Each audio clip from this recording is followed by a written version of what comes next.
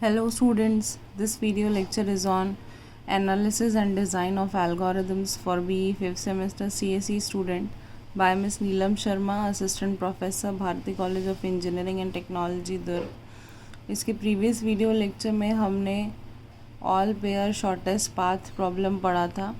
All pair shortest path में आपको थोड़ा रिकॉल करा देती हूँ, फिर हम आज का लेक्चर देखेंगे। ये ऑल पेयर शॉर्टेस्ट पाथ है। ऑल पेयर, इसके पहले वाले यूनिट में हमने पढ़ा था कि single pair shortest path problem क्या होता है। सिंगल पेयर का मतलब होता है किसी भी एक जगह से हमको डेस्टिनेशन पर पहुंचना और शॉर्टेस्ट पाथ निकालना है। पर यहाँ पर ऑल पेयर शॉर्टेस्ट पाथ का मतलब ये होता है कि अगर आपके पास 4 नोड्स हैं तो 1 से 2 3 4 जाने के लिए शॉर्टेस्ट पाथ क्या है, 2 से 1 3 4 जाने के लिए शॉर्टेस्ट पाथ क्या है, 3 से 1 2 4 जाने के लिए शॉर्टेस्ट पाथ क्या है, और 4 से 1 2 3 के लिए शॉर्टेस्ट पाथ क्या है। मतलब शॉर्टेस्ट पाथ आपको हर एक नोड से निकालना है, तो उसको बोलते हैं all pair shortest path problem, जिसके अंदर हमने फ्लॉयड वॉर्शल एल्गोरिदम पढ़ा था, जिसको रॉय फ्लॉयड वॉर्शल एल्गोरिदम भी बोलते हैं। ये उसका एल्गोरिदम है और ये उसका क्वेश्चन सॉल्व। ये मैंने आपको प्रीवियस वीडियो लेक्चर में पढ़ाया था, बस एक बार रिव्यू करवा रही हूँ। ये आपको एक डायरेक्टेड ग्राफ दिया है जिसमें वेट जो है नेगेटिव और नॉन नेगेटिव दोनों हैं। आपको हर एक पाथ से शॉर्टेस्ट पाथ निकालना है। अगर आपको वैल्यूज़ मिलती हैं तो आप उसको मैट्रिक्स के फॉर्म में डायरेक्टली लिख देते हैं। अगर कोई पाथ एग्जिस्ट नहीं करता, जैसे 1 से 4 इन्फिनिटी लिखा हुआ है, तो अगर 1 से 4 कोई पार्ट डायरेक्टली नहीं है तो हम यहाँ पर इन्फिनिटी लिख देते हैं। तो हमारा मेन मोटो ही यही है इस एल्गोरिदम में कि हमको 1 से 4 का रूट निकालना है। वाया कुछ भी हो सकता है। वाया मतलब या तो 1 से 2, 2 से 4 जा सकते हैं क्या? हाँ, जा सकते हैं। 1 से 2, 2 से 4 जा सकते हैं। हमको वेट लगेगा 4। और कोई रास्ता है क्या? 1 से 3 जा सकते हैं, लेकिन 3 से 4 रास्ता नहीं। तो ऐसे हमको वाया मतलब बीच में या तो 1 से 2 फिर 4, फिर या तो 1 से 3 फिर 4, मतलब बीच में किसी और नोड को लाके हम उस डेस्टिनेशन पर पहुंच सकते हैं क्या? ये हमको फ्लूइड वॉर्शल एल्गोरिदम में देखना रहता है और सबकी मिनिमम पाथ्स मिनिमम वैल्यू निकालनी रहती है। तो ये हम बार बार ऐसे सॉल्व करते जाते हैं। यहाँ पे 1 लिखा है तो हम सारे पाथ्स वाया 1 देखेंगे। यहाँ पे 2 लिखा है तो सारे पाथ्स वाया 2 देखेंगे। यहाँ पे 3 लिखा है तो सारे पाथ्स वाया 3 देखेंगे। और यहाँ पे 4 लिखा है तो सारे पाथ्स वाया 4 लिखेंगे। वाया मतलब ये वाया या थ्रू। और यहाँ पे 5 लिखा है तो सारे पाथ्स वाया 5 देखेंगे और यही हमारा फाइनल मैट्रिक्स होगा। तो ये हमारा पिछला टॉपिक था जिस पे मैंने ओवरव्यू दिया आपको। इस वीडियो लेक्चर का टॉपिक है 01 नैपसैक प्रॉब्लम।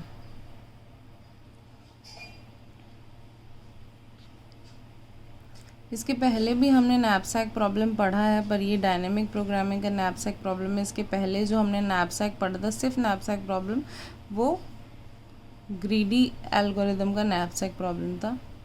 तो नैपसैक प्रॉब्लम में बेसिकली क्या होता है, एक झोला हमको दिया जाता है। ये एकदम मैं बेसिक लैंग्वेज में आपको बता रही हूँ कि एक झोला हमको दिया जाता है।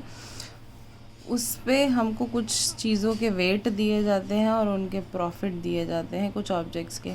हमको इस झोले को मैक्सिमम प्रॉफिट के साथ भरना होता है। हम ऐसी चीज़ों को उठा के इस झोले में भरें जिससे हमको मैक्सिमम प्रॉफिट मिले। ये होता है नैपसैक प्रॉब्लम। अब यहाँ पे 0/1 नैपसैक प्रॉब्लम का मतलब ये है कि पिछली बार हमने फ्रैक्शन ऑफ वैल्यूज़ ली थी। जैसे कि एग्जांपल ये था कि मान लीजिए आपका झोला लगभग पूरा भर गया है। आपके झोले की कैपेसिटी 8 किलो है और आपका झोला 6 किलो तक भर चुका है। अब आपको लेने हैं 4 किलो आलू। तो झोले में जगह तो सिर्फ 2 ही किलो की खाली है, तो आप क्या करेंगे, 2 किलो आलू ले लेंगे। तो आपने फ्रैक्शन ले लिया। जिस भी चीज़ का फ्रैक्शन हम ले सकते थे वो नॉर्मल नैपसैक प्रॉब्लम था, जिसको ग्रीडी एल्गोरिदम से सॉल्व कर सकते हैं।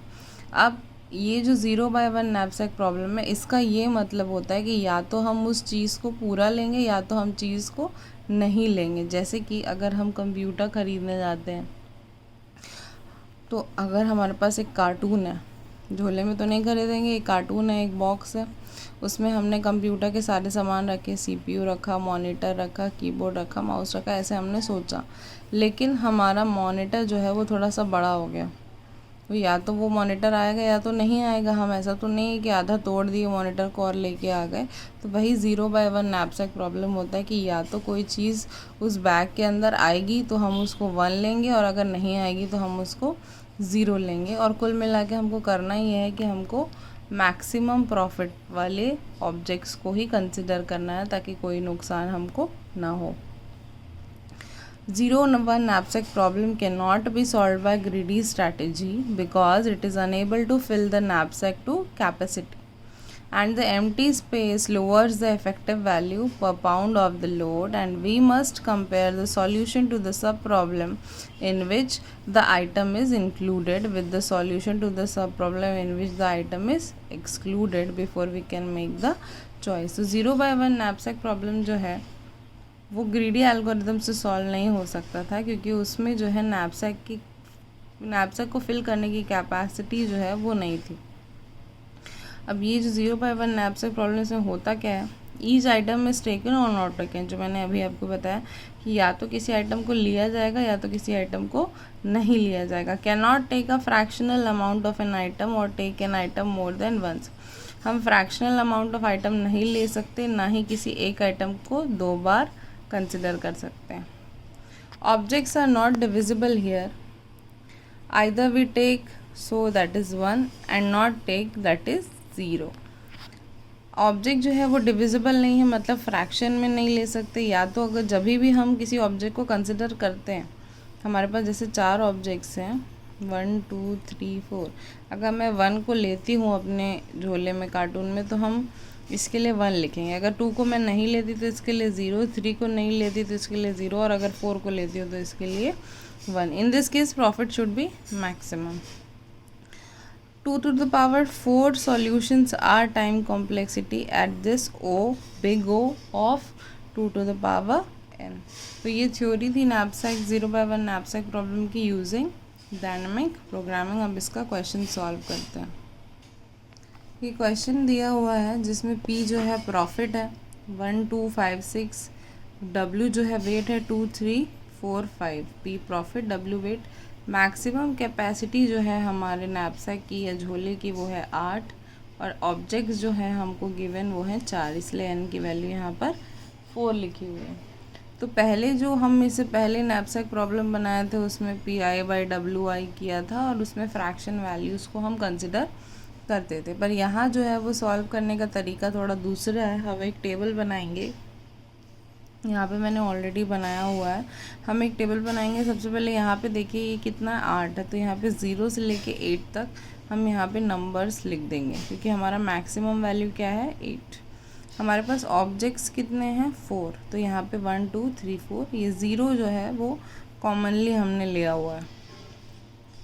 उसके बाद यहाँ पर हमने लिखा हुआ है प्रॉफिट, और यहाँ हमने लिखा हुआ है वेट, उस प्रॉफिट का वेट। तो प्रॉफिट था 1 2 5 6 और वेट था 2 3 4 5, और ऑब्जेक्ट का नंबर है 1 2 3 4। अब ये जो ये जो 0 यहाँ लिखा हुआ और ये जो 0 यहाँ लिखा है, ये दोनों 0 के लिए यहाँ पूरा 0 और यहाँ पूरा 0 हम सबसे पहले फिलअप कर देंगे। उसके बाद जब हम चालू करेंगे यहाँ पे, तो आप थोड़ा ध्यान से समझिएगा इस बात को कि सबसे पहले झोले में यहाँ पर जो है पहला ऑब्जेक्ट हम कंसिडर कर रहे हैं। अभी तक बाकी सारे ऑब्जेक्ट्स की हम बात नहीं करते। तो पहला ऑब्जेक्ट जब हमने कंसिडर किया तो उसका वेट कितना था 2 और प्रॉफिट कितना था 1। तो ये जो यहाँ पर लिखा हुआ वो क्या लिखा हुआ है वेट, ये मैंने लिखा हुआ है 1 2 3 4 5 6 7 8। तो फर्स्ट ऑब्जेक्ट का वेट क्या है 2, तो हम कौन से कॉलम में जाएंगे 2, और उसका प्रॉफिट क्या है 1, तो हम यहाँ पर क्या लिखेंगे 1। ठीक है, फिर से बता देती हूँ, ये सारे वेट लिखे हुए हैं।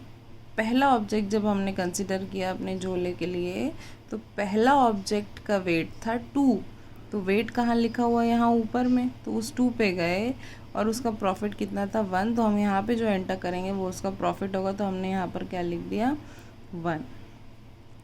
अभी हमने सिर्फ पहले ऑब्जेक्ट को कंसिडर किया है, इसीलिए इसके पहले जो है वो 0 ही कॉपी होगा नीचे, और इसके बाद जो है वो सारा सेम कॉपी होगा, क्योंकि अभी झोले में क्या भरा है सिर्फ पहला ऑब्जेक्ट, इसलिए बाकी सारी जगह पे हम क्या लिख दिए 1 लिख दिए। अब दूसरे ऑब्जेक्ट को कंसिडर करते हैं सेकेंड नंबर। दूसरे ऑब्जेक्ट का वेट कितना है 3, तो हम कौन से कॉलम पे जाएंगे 3। और उसका प्रॉफिट कितना है 2, तो हम उसके प्रॉफिट में क्या लिखेंगे 2। अब यहाँ पे हमारे पास 2 ऑब्जेक्ट आ गए, पहला और दूसरा। पहला हमने एक बार ले लिया, दूसरा भी हमने एक बार ले लिया यहाँ तक, ठीक है। उसके बाद अब क्या हम इन दोनों को साथ में ले सकते हैं? बिल्कुल ले सकते हैं। तो इन दोनों को अगर साथ में ले तो कहीं वैल्यू मैक्सिमम तो नहीं जा रही है। तो 2 + 3 वेट कितना हो रहा है 5, तो 5 वेट है हमारे पास। और उसका प्रॉफिट कितना हो रहा है 2 + 1 3, तो हम 5 में यहाँ पे क्या लिख देंगे 3। तो अभी सिर्फ 2 ही ऑब्जेक्ट को लिया, इसलिए 2 ऑब्जेक्ट कंसिडर करेंगे। तो इसके पहले जो वैल्यू आएगी वो 2 ही आएगी, मिनिमम वैल्यू आती है। और इसके बाद जो वैल्यू आएगी वो एज इट इज़ कॉपी हो जाएगी, क्योंकि अभी हम कौन से वेट तक पहुँचे हैं 5th वेट तक। 6, 7, 8 का हमने अभी तक कुछ किया नहीं है। नेक्स्ट हम ऑब्जेक्ट कंसिडर कर रहे हैं 3। तो थर्ड ऑब्जेक्ट का वेट कितना है 4th, और उसका प्रॉफिट कितना है 5। तो 4th कॉलम में हम यहाँ पे क्या लिख देंगे 5। अब ठीक है, यहाँ 5 लिख दिए। यहाँ पहले तो छोटी वैल्यू आती है, तो ये 2 और ये 1 एज इट इज़ कॉपी हो जाएगा। अब बचा ये, तो ये 3 ऑब्जेक्ट्स हैं अब हमारे पास। तो हम क्या इन तीनों को प्लस करके लिख सकते हैं? तो देख लेते हैं। 4 + 3 7, 7 वेट है हमारे पास अभी भी खाली, और इनका प्रॉफिट कितना है 7। तो हम 7 में यहाँ पे क्या लिख देंगे 7। 4 + 2 6, 5 + 1 6, तो इन दोनों के कॉम्बिनेशन में हम यहाँ पे क्या लिख देंगे 6। अब क्या इन तीनों को साथ में ले सकते हैं? तो देख लेते हैं। 4 + 3 7 + 2 9, पर हमारा मैक्सिमम वेट कितना है 8। तो हमने इसलिए 2-2 करके लिया तो वो चल गया, पर हम तीनों को एक साथ कंसिडर नहीं कर सकते। अब जब यहाँ पर 7 लिख लिया, यहाँ पर 6 लिख लिया, तो इसके बाद जो है यही वाली वैल्यू कॉपी होती है और इसके पहले छोटी वैल्यू रहती है। तो इसके पहले क्या कॉपी होगा यहाँ पे 5। अब यहाँ पे देखिए 4th ऑब्जेक्ट का वेट कितना है 5, उसका प्रॉफिट कितना है 6, तो वो हमने यहाँ पर लिख दिया 6। 1 2 5 पहले से कॉपी हो रहा है। अब ये चारों को एक साथ ले सकते हैं क्या? 5 + 4 9, ये तो पहले ही बड़ा हो गया, तो ये चारों को तो एक साथ नहीं ले सकते। तो 3 का कॉम्बिनेशन बना सकते हैं या 2 का कॉम्बिनेशन बना सकते हैं। तो यहाँ पे देखिए 5 + 4 तो 9 हो जा रहा है, तो 9th वेट तो है ही नहीं हमारे पास। 5 + 3 8, और प्रॉफिट कितना होगा इसका 6 + 2 8, तो 8 है हमारे पास, तो 8 यहाँ पर लिख दिया। अब 5 + 2 7 और 6 + 1 7, तो 7th वेट पे 7th वैल्यू ये पहले से है। और कुछ कर सकते हैं क्या? 5 + 3 8 हो गया है, 5 + 2 7 भी हो गया।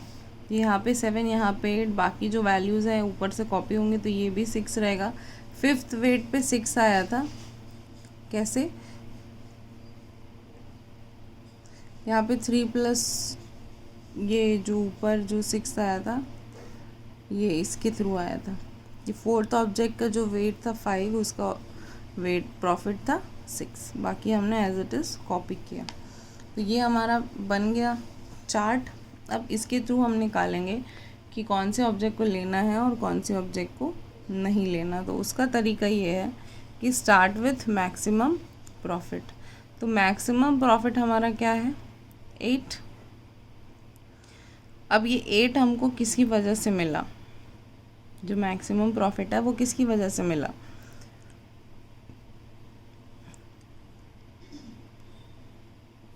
फोर्थ और सेकंड ऑब्जेक्ट की वजह से, सेकंड और फोर्थ ऑब्जेक्ट की वजह से